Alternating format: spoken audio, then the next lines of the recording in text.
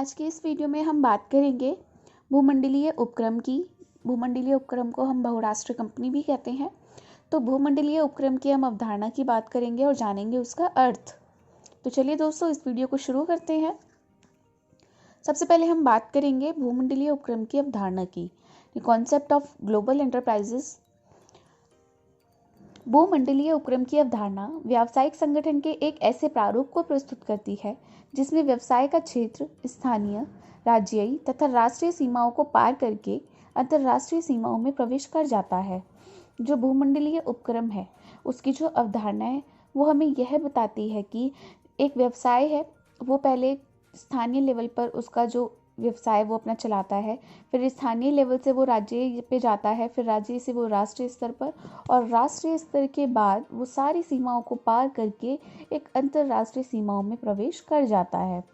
इस प्रकार भूमंडलीय उपक्रम की अवधारणा से हमारा आशय ऐसे उपक्रम से है जिसकी स्थापना यद्यपि किसी एक देश में की जाती है किंतु वह अपने नाम से व्यापार विश्व के अनेक देशों में करता है, इसीलिए इसे भूमंडलीय उपक्रम कहते हैं।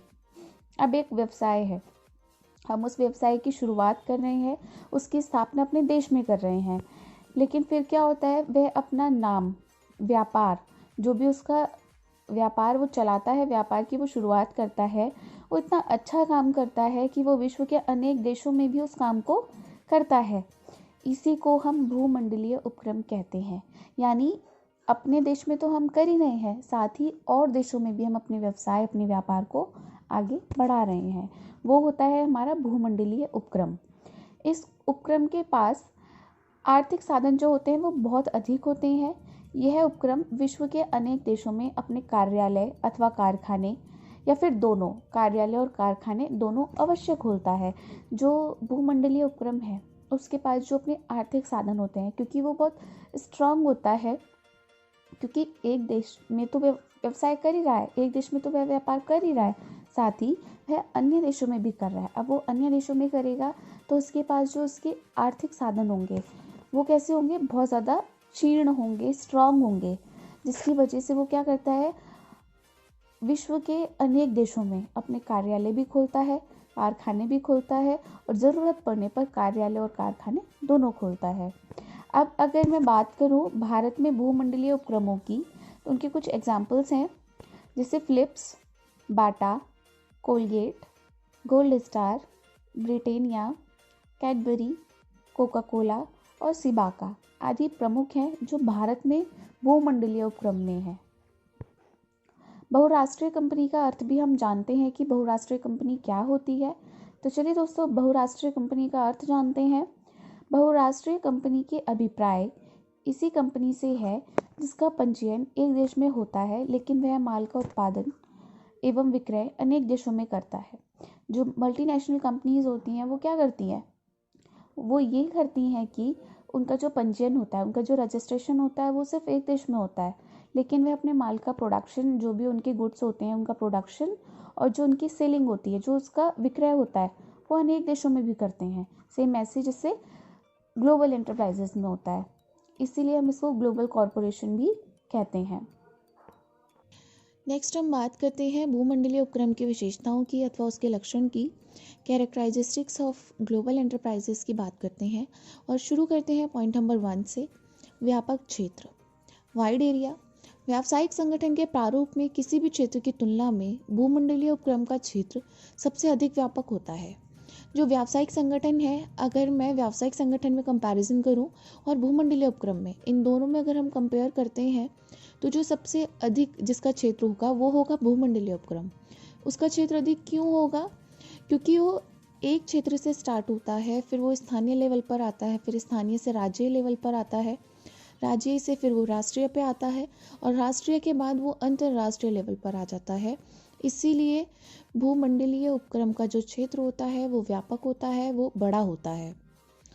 उदाहरण की अगर मैं बात करूं तो उदाहरण में हम लेते हैं फिलिप्स।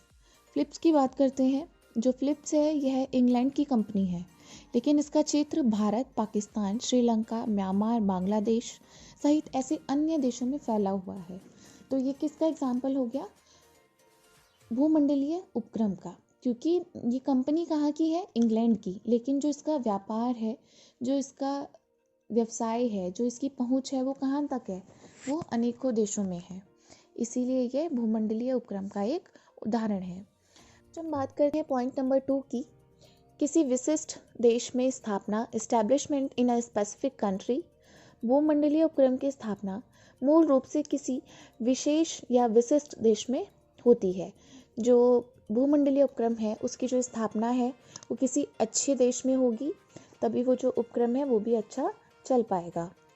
नेक्स्ट हम बात करते हैं पॉइंट नंबर 3 की, उत्पाद की किस्म को प्राथमिकता, variety of product preferred.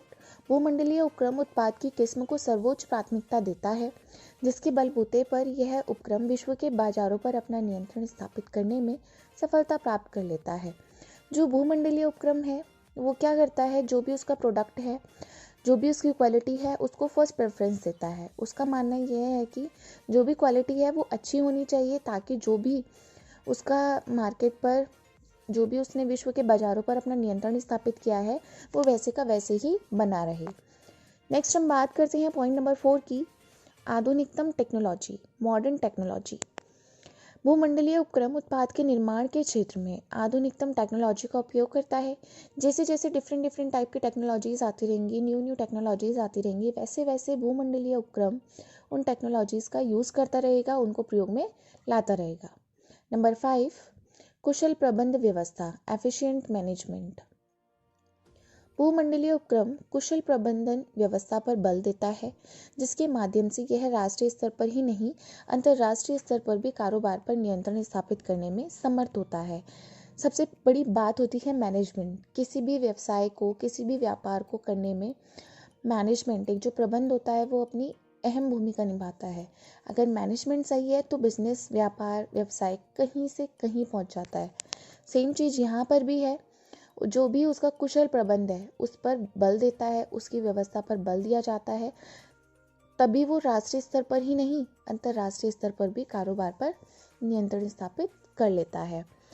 Next point number 6, विशाल आकार। भूमंडलीय उपक्रम का विशाल आकार होता है, जैसे कि ऊपर हम बात कर ही चुके हैं डेफिनेशन में और इसके कॉन्सेप्ट में।